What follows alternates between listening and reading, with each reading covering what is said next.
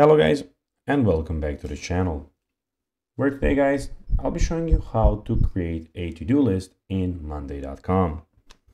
So guys, the first thing that you of course need to do is go to monday.com and you'll be greeted by a screen like this.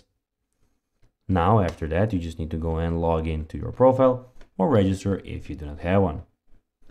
But now guys, let's see what we actually have in front of us here. So as you can see in the top left corner, we have the home and my work, and we have all of your boards, and in the top right corner, everything about your profile actually. But now guys, let's see how you can actually go and create a to-do list in monday.com. So it is pretty simple. You just need to go and follow these few tips that I'll be giving you. So first of all, you can add new columns. When you click there, you can see that you have a lot of options now.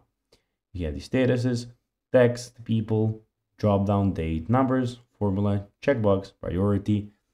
You have the label, files, connect, Monday doc, and the timeline.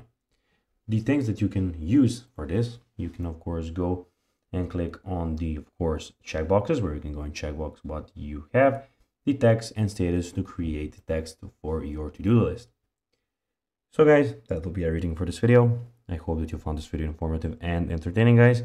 If you did, don't forget to like this video, share it, subscribe to the channel, and put the notifications on, as guys, this really helps us grow our channel.